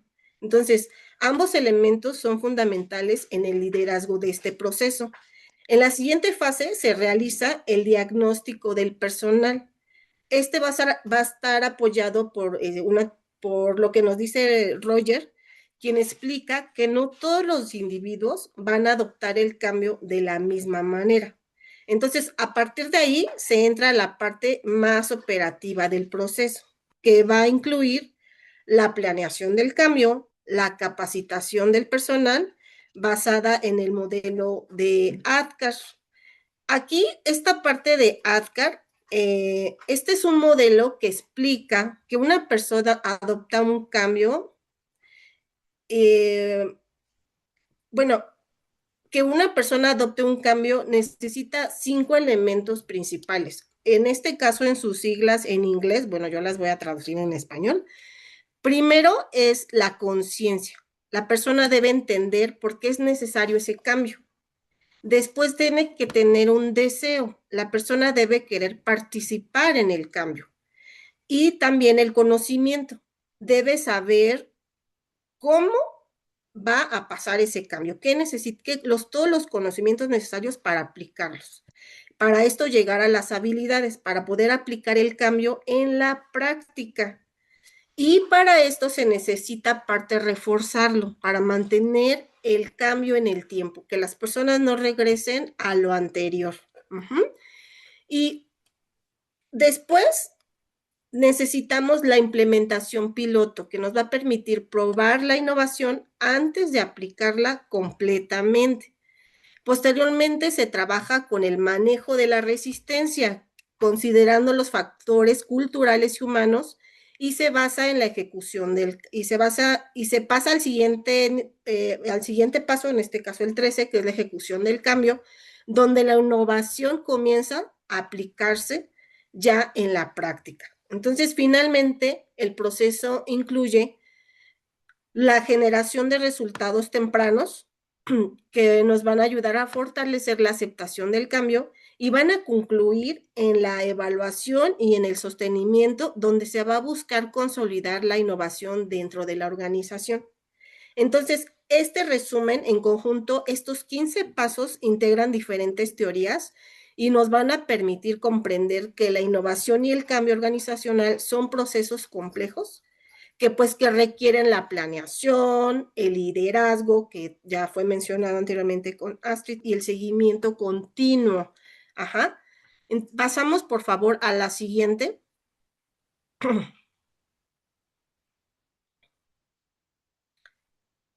En esta diapositiva, ay, es que no sé, tengo mi internet bien lento y no sé si ya pasamos a la siguiente. Ay, gracias. En esta diapositiva se presentan dos modelos más importantes para entender el cambio organizacional. Uno de ellos es el de Levin y el otro es el de Kotter. Primero vamos a ver el de Levin, que nos va a proponer que un modelo de 3 etapas. La primera, él le llamó el descongelamiento. Este va a consistir en romper esos hábitos y va a generar disposición al cambio. Es decir, va a preparar a las personas para dejar atrás la forma tradicional de venir trabajando. En la segunda etapa es el cambio donde se ejecuta la nueva práctica. Aquí es donde realmente se implementa la innovación dentro de la organización. Y la tercera etapa es el recongelamiento, que va a implicar la estabilidad. La estabilidad aquí ya tenemos que ya implicar esta parte más estable al cambio. Hay que hacerlo parte de la rutina y hay que evitar que las personas regresen a la práctica anterior. Por otro lado, Kotter nos amplía este proceso, pero con un modelo de 8 pasos más detallado. Aquí, por ejemplo, él nos dice que primero es crear un sentido de urgencia, ¿no? Que no es solo decir, ay, tenemos que cambiar, sino lograr que las personas sientan que es necesario hacerlo ahora. O sea, que no las personas se enfoquen en decir, ay, bueno, así estamos bien, como para qué, ¿no? Sino es romper esta zona de confort en donde la gente diga, no, pues no pasa nada, ¿no? ¿Para qué? Entonces, si la gente sigue pensando eso, pues no va a cambiar, ¿no? Entonces, aquí es importante tener hacer visible, uno, pues el problema, el riesgo que puede tener no cambiar y las consecuencias que pueden tener el no realizar este cambio. Entonces, aquí la idea clave es eso, sin urgencia, pues no va a haber un cambio.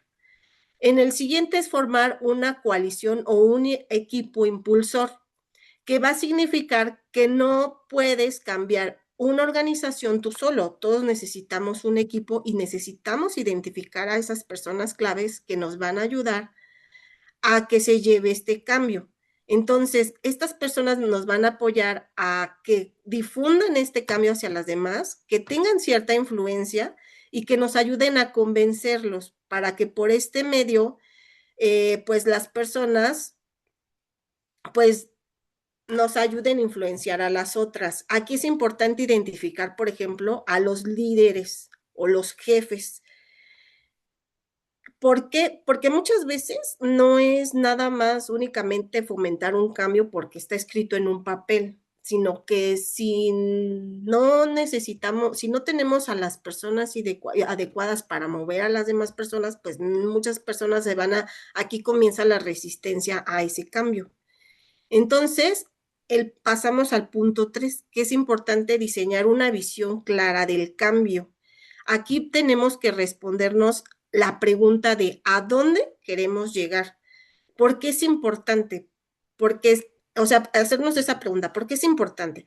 Porque si no hay una visión, pues la gente se va a confundir, la gente va a pensar que es más trabajo, que no entiende lo que queremos, que no sabemos a dónde queremos llegar. Entonces, no solo es usar un sistema, sino es mejorar el control, reducir errores y trabajar mejor. Entonces, aquí la idea clave de este punto es la visión le da sentido al esfuerzo. Ajá. Acá pasamos al siguiente, que es comunicar esta visión que nosotros tenemos. ¿Qué significa? No basta con tener la visión, hay que repetirla, hay que explicarla y hay que hacerla clara. Porque en este caso, ¿por qué fallaríamos aquí o por qué muchas veces no se llevaría? Bueno, a lo mejor porque lo explicamos solamente una vez o porque no todos se entienden igual o porque no tenemos un seguimiento. Entonces, aquí tenemos que dar mensajes claros, tenemos que ser constantes en esta comunicación, tenemos que resolver dudas, porque la idea fundamental es lo que no se comunica no existe. Aquí tenemos en el punto 5 que empoderar a las personas. ¿Qué va a significar esto? Pues les tenemos que dar herramientas, les tenemos que dar conocimiento, les tenemos que dar confianza para que puedan actuar, porque muchas veces la gente quiere cambiar, pero no sabe cómo y a veces tiene miedo a equivocarse y, y así nos vamos encontrando con otra parte de la resistencia, ¿no? ¿Por qué? Porque la gente no cuenta con capacitación, no quiere eliminar obstáculos. Necesitamos también permitir participación de la gente, que nos comuniquen ideas, tenemos que mejorar. Y pues aquí la idea clave es, no puedes exigir pues lo que no enseñas, ¿no? En el punto 6 tenemos la parte de generar resultados tempranos. ¿Qué significa esto? Pues son pequeños logros visibles en poco tiempo. ¿Por qué es importante? Bueno, pues porque nos van a ayudar a motivar, a generar confianza y nos van a demostrar que sí funciona, que el cambio que queremos lograr sí funciona. Y aquí tenemos como ejemplo, bueno, por ejemplo, eh, si queremos reducir errores, pues demostrarle a la gente que sí nos ayudó efectivamente para reducir estos errores, ¿no? Que es más rápido tener la información, por ejemplo, en los cambios digitales, acá, cuando hacemos un trabajo manual y queremos cambiarlo a digital, pues la importancia del por qué queremos, ¿no? Que se haga ese cambio digital, pues porque la información está a la mano de todos de una manera más rápida. En el paso 7 pasamos a consolidar los avances. ¿Qué va a significar? Que aquí qué significa que no debemos de detenernos cuando ya empezamos, cuando ya empezó a funcionar, tenemos que seguir reforzando lo que ya comenzamos, porque aquí muchas veces se logra algo y la gente se relaja así como que, bueno, pues ya lo hicimos, bueno, pues ya otra vez, como que ya la gente se relaja, ¿no? Y como que ya el sistema puede ser que se abandone ese proyecto, porque pues como que no seguimos en la constancia, ¿no? Entonces hay que seguir siendo constante y hay que tener una mejora aquí continua. ¿Y para qué? para corregir errores. Y durante esta parte donde ya se capacitó a la gente, ya lo implementaste, y todavía a lo mejor puede ser que haya algunos cambios que no sean los definitivos. Entonces aquí tenemos que la idea clave es que el cambio no se va a cuidar solo, ¿sí? Pasamos al punto 8, donde es anclar el cambio en la cultura. ¿Qué va a significar? Que el cambio ya no sea nuevo, sino que la forma normal sea bueno, que la forma de trabajar ya sea normal, que ya se hayan creado hábitos, que ya sea parte de nuestras costumbres, así, que sea así como que así las cosas se hacen aquí, ¿no? Entonces, en términos reales, pues ya no se cuestiona el cambio, ya se vuelve una rutina, ya se integra a procesos. Entonces, aquí la idea clave es, si no se entra a la cultura, el cambio se pierde. Y pues de esta manera, estos dos modelos pues van a coincidir en algo muy importante, que el cambio no termina cuando se implementa, sino cuando se logra integrar completamente en la organización. Entonces podemos decir que Levy nos da la estructura general del cambio, mientras que Kotter nos explica paso a paso cómo llevarlos a cabo, ¿no? Por favor, pasamos a la siguiente.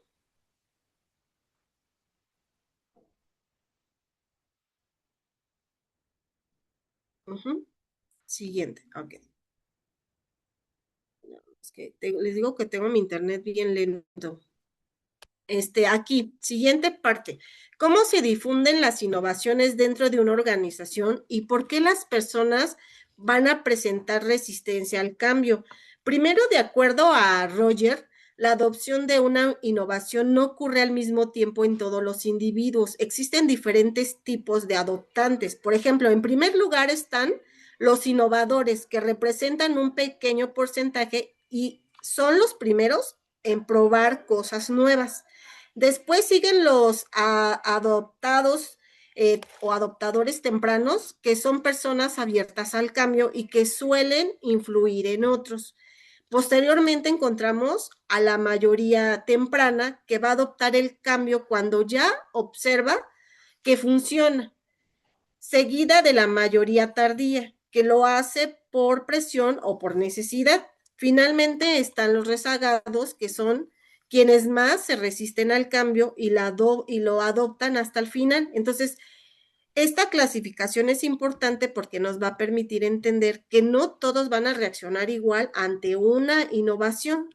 Y por otro lado, tenemos las principales causas de la resistencia al cambio. Entre ellas se encuentran, por ejemplo, pues la incertidumbre, o sea, es decir, la gente tiene miedo a lo desconocido, por ejemplo. La gente tiene el miedo al cambio, que implica la inseguridad, el apego a la rutina, que por ejemplo, ¿qué hace que las personas prefieran seguir haciendo las cosas como siempre? La desconfianza, que hace que el sistema hace que, por ejemplo, hacia lo que queremos lo implementar, o la manera en la que la gente se siente amenazada, ¿no? La amenaza a la cultura, cuando el cambio afecta a las creencias o la forma de trabajo ya establecidas. Entonces es importante destacar que la resistencia no debe de interpretarse como una actitud negativa, sino como una reacción natural del ser humano. Entonces, por ello el manejo del cambio debe enfocarse pues en estrategias como la comunicación, la capacitación y pues el liderazgo, ¿no? Para facilitar la adopción de la innovación dentro de la organización. Siguiente, por favor.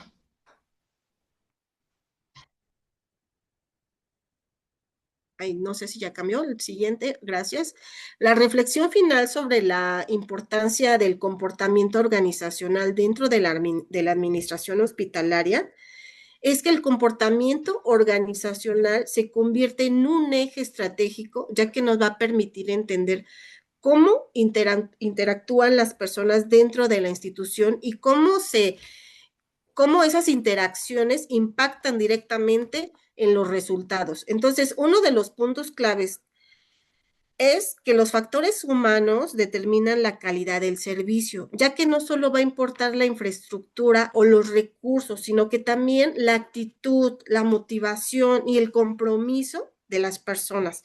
Entonces, además de la conducta individual y grupal, pues influye en la dinámica de trabajo, en la colaboración entre las áreas, en la eficiencia en los procesos. Entonces, el conflicto organizacional no debe verse únicamente como algo negativo, sino como una oportunidad de mejora si se gestionan adecuadamente. Entonces, la comunicación es fundamental, ya que va a impactar directamente en la seguridad del paciente y en la correcta ejecución de los procesos. Por otro lado, el liderazgo basado en la influencia, que nos va a permitir guiar al equipo sin necesidad de la imposición, generando mayor compromiso. Y finalmente, la innovación y la mejora continua. Entonces, son necesarias para que las instituciones de salud pues adopten nuevos cambios y evolucionen. Entonces, todo esto nos va a llevar a una idea central. Un trabajador que se siente motivado, escuchado e integrado, pues tiene mayor oportunidad de brindar una atención empática y segura y de calidad. Y con esto concluimos. No sé si hay alguna duda. Con esto terminamos. Muchas gracias. Listo. Perfecto. Muy bien su exposición. Me gustó mucho los diagramas que pusieron y creo que son de esas presentaciones que deben de compartirse entre ustedes y guardar por si más adelante alguna imagencilla les sirve. Está súper bien. Nayeli, recuérdame, tú eres enfermera, médico. Yo soy QFB. Ah, ok. Muy bien. Ya de todo lo que vimos, para no ser un poco repetitivo, y que abordamos muy bien todos los puntos, creo que ya nos quedó claro que parte de toda esta unidad y de todos los puntos se va a ver mediada por saber ser un buen líder, y son materias que van a tener, ¿no? De cómo gestionar ese liderazgo. Yo les tengo una pregunta y me gustaría que varios respondieran.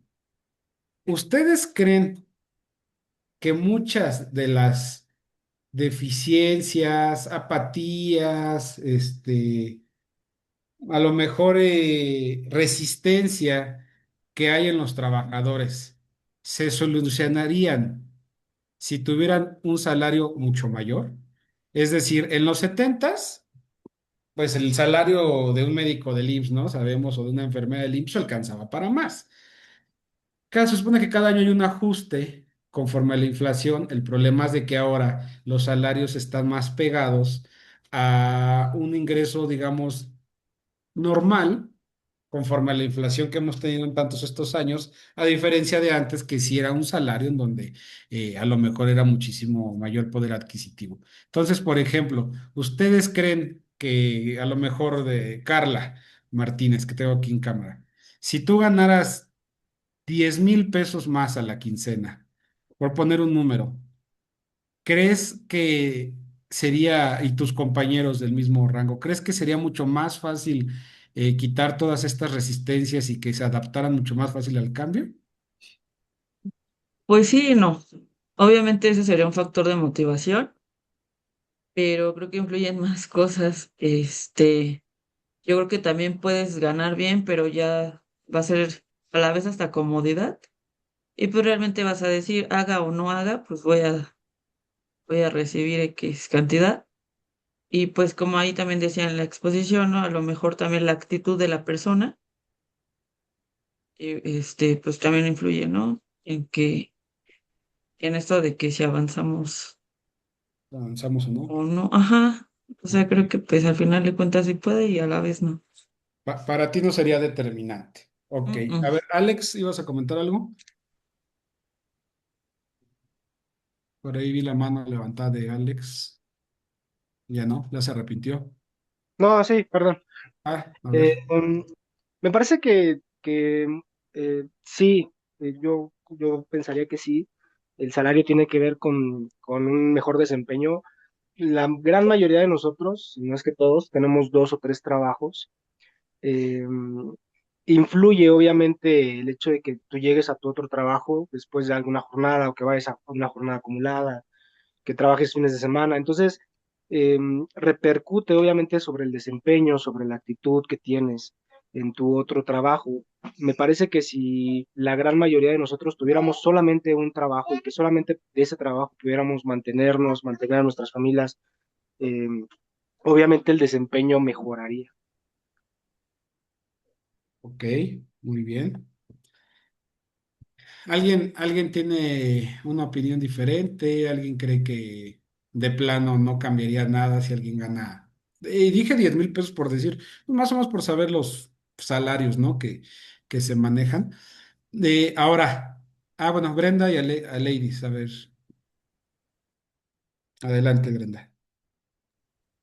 Yo considero que no, porque sí sé que son todos, es un complemento de todo, pero no siempre el dinero le da a la persona la motivación intrínseca. Yo tengo compañeros que han tomado ahorita puestos de mayor jerarquía donde evidentemente hay una mayor responsabilidad, hay una mayor remuneración, pero ya no hay una buena relación entre el trabajo y la vida social y la vida familiar, etcétera. Y considero que incluso hasta de sus semblantes se ven cansados, se ven fastidiados, se ven hartos, o sea, ya no tienen una motivación intrínseca que los haga dar el potencial en el trabajo. Y se añaden más situaciones, ¿no? Porque obviamente a mayor responsabilidad, una mayor remuneración. Sin embargo, el ambiente en el que se están desarrollando también no lo es favorable. ¿Por qué? Porque son trabajos que están, que son proyectos nuevos, que apenas se están encaminando, que hay personas que les están poniendo trabas, hay personas que pues no les está gustando, está esta resiliencia al cambio, que no les está gustando que pues otras personas estén haciéndolo diferente. Aunque traigan el enfoque bien centrado, pues eso se va haciendo también cansado. Y apenas ayer que estaba platicando con esta amiga que tengo que acaba de tomar un puesto de mayor jerarquía, sí me dice, es que está padre el sueldo, está genial porque ya estoy haciendo un colchón para poder incentivar proyectos a futuro. Lo que no está padre es que literal ya no tengo ni siquiera vida para revisar los WhatsApp entre amigas, ¿no?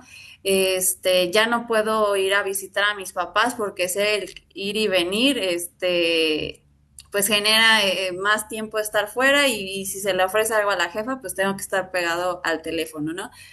Etcétera. O sea, es un complemento, pero siento que si los ambientes fueran diferentes, siento que si también una estructura organizacional estuviera sólida, que tuvieran un horario considerable para ejercer las labores y que no estuvieran a las altas horas de la noche o que bueno, se impusiera todo este tipo de situaciones de liderazgo que a veces también pues conllevan al personal a desmotivarse, pues sería ya lo ideal para poder decir, bueno, estoy ganando bien y a su vez estoy teniendo una buena relación entre mi vida social y la parte de trabajo. Entonces considero que el que se gane más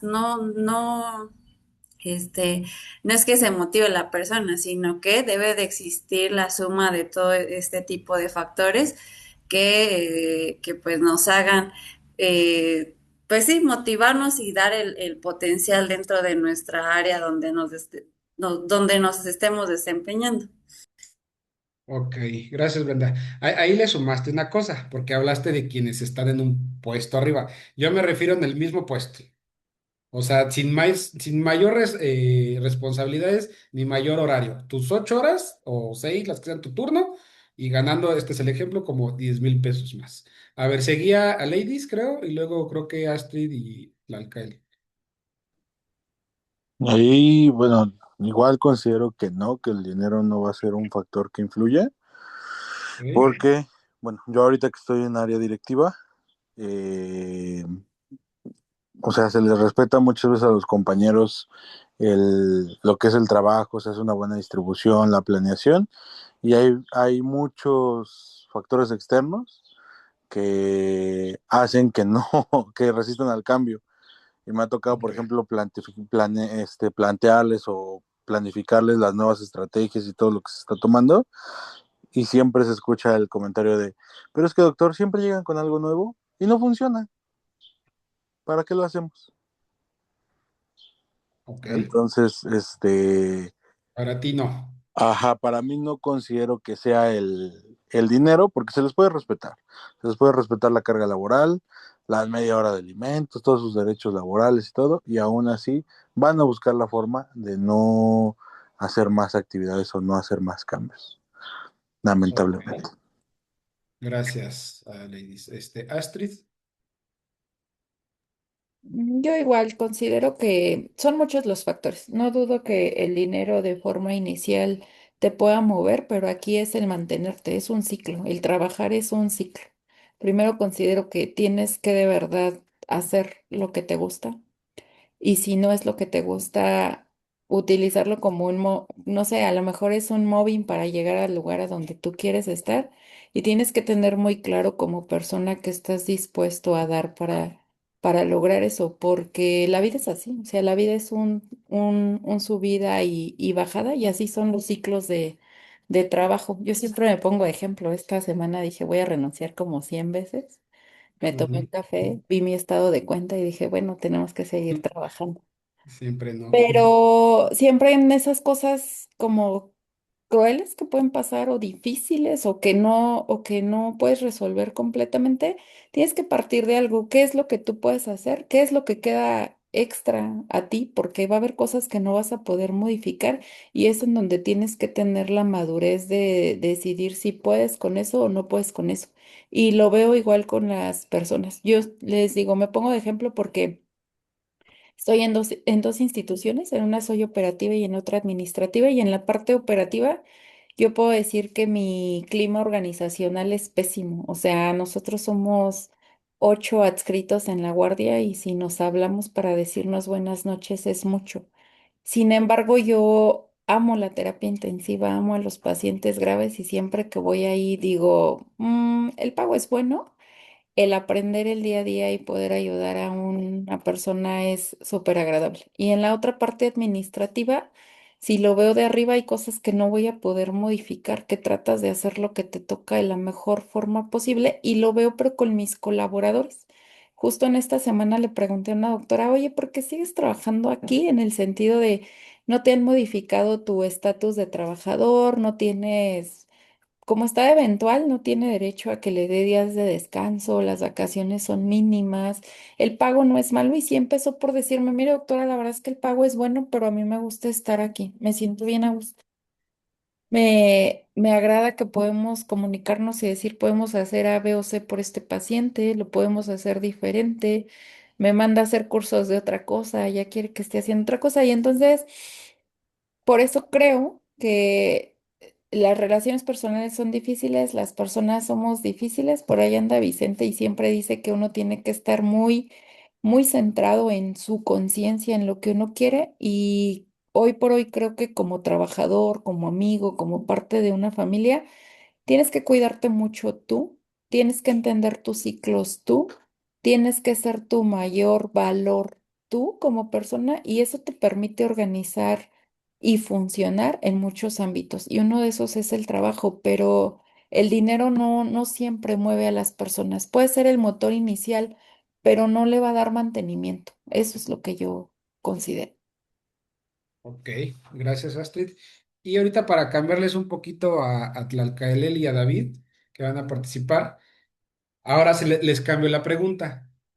En vez de ganar más, ¿creen que motivaría y haría este cambio? Trabajar un día menos a la semana, que en vez de 5 sean 4. No vas a ganar más. Bueno, ganarías más porque van a ser menos días, ¿no? Si lo ponemos en proporción de horas. Pero creen que en vez, si le dan a elegir, vas a ganar más o no vas a ganar más, pero te voy a quitar un día. Digamos, quienes trabajan 5 4 o quienes son jornada acumulada, les voy a quitar, no sé, 4 horas. A ver, Tlalcael y luego David. Bueno, mm, a fin de cuentas, dado que la parte, o como comentaba ahorita Astrid, la parte del motor o este Alejandro, que tenemos en la cuestión de tener 2 o 3 trabajos tiene que ver con la parte monetaria en algunos de nosotros, ¿no? Y entonces, el que te quiten un día laboral en un lugar establecido solamente va a implicar que tengas tiempo para trabajar más en algún otro lado, ¿no? Entonces, no creo que ese sea como tal la parte de la resolución del conflicto. Brenda comentaba algo muy importante que es la situación de la motivación y creo que ese es el meollo de todo esto. Esto es algo que está fallando mucho en las instituciones en general. Astrid lo mencionaba muy bien. Desafortunadamente nos hemos convertido en meros números dentro de las instituciones y eso condiciona que no te sientes motivado para nada.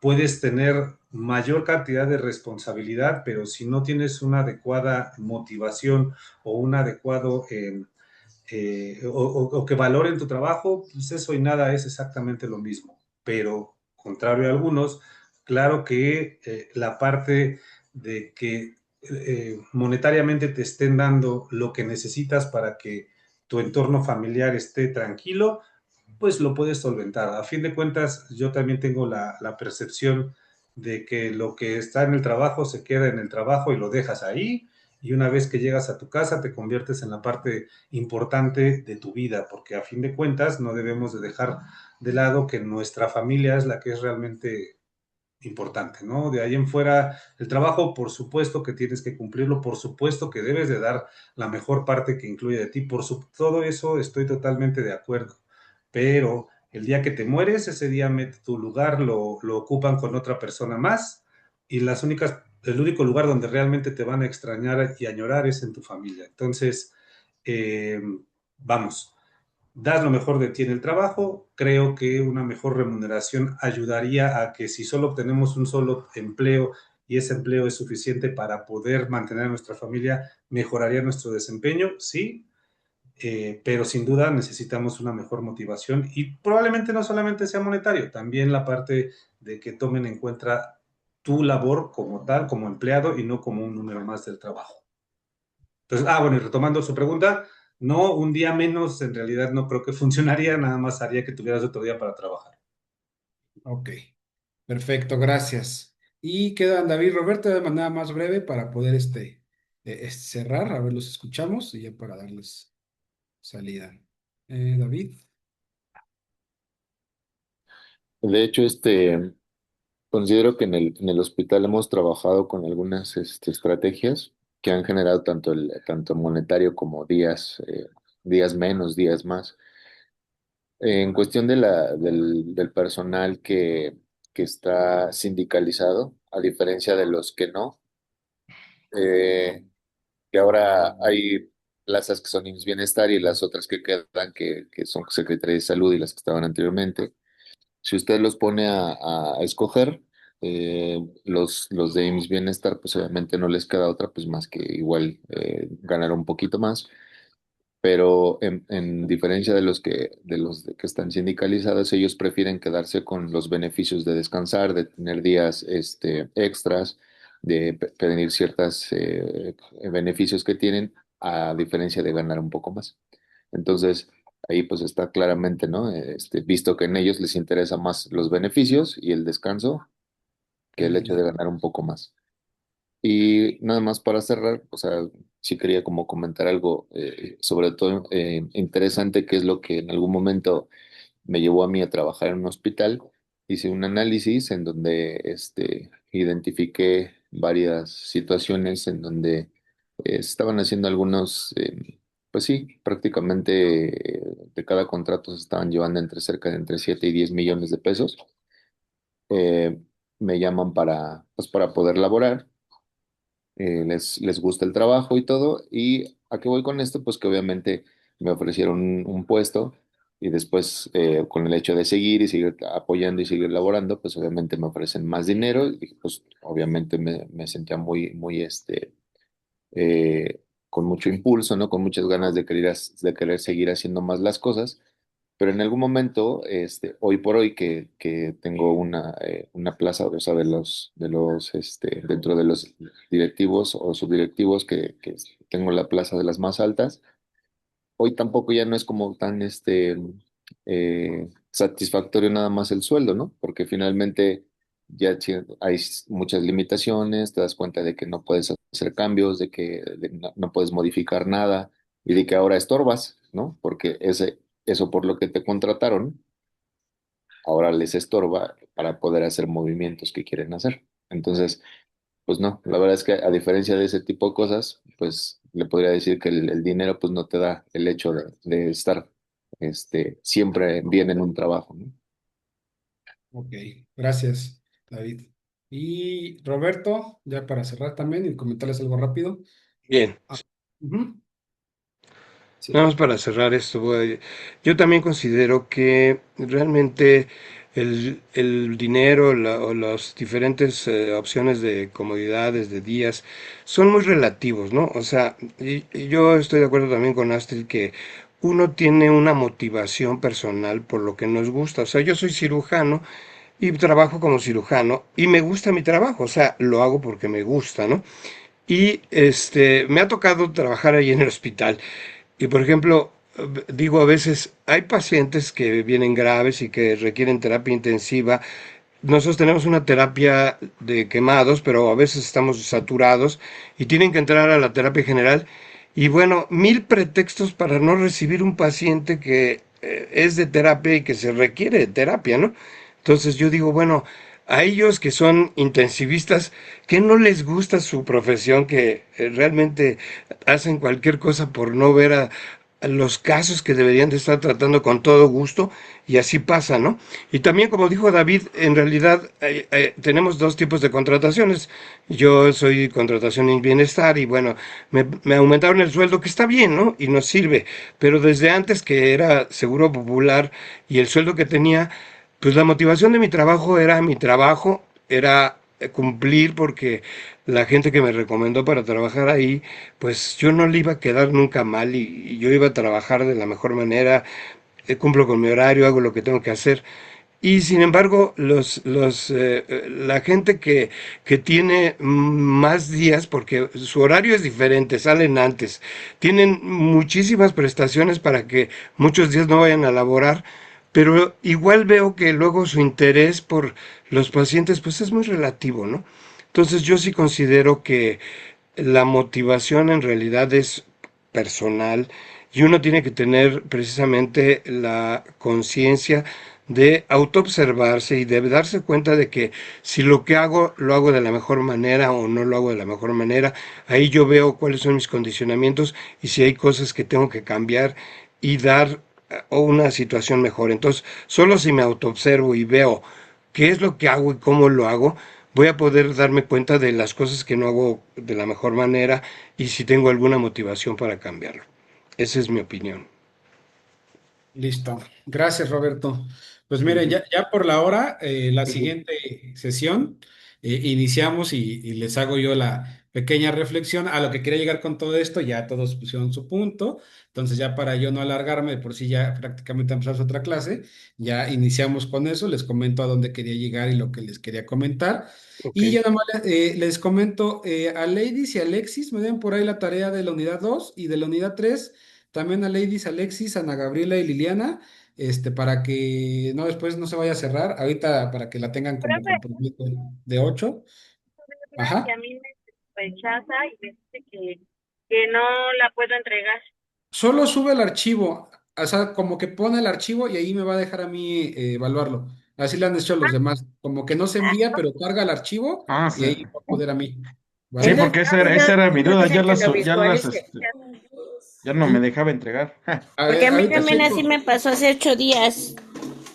Sí, ya están, ¿eh? Porque sí pueden entregar unas o no, pero de todas maneras De hecho, también la tarea 5 sale así, como que ya pasó la fecha de entrega.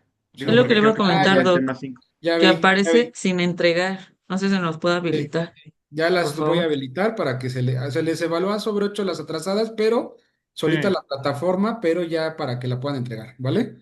Aquí sí. ya lo dejo. Qué bueno Gracias. que lo Sí, tocamos. lunes Órale, Gracias. 5, pues, gracias. pues nos vemos y iniciamos con eso la siguiente clase, ¿sale? Cuídense mucho. Ya los dejo ir, sale. Hasta Nos luego. vemos. Bye. Bye bye. Gracias, bye.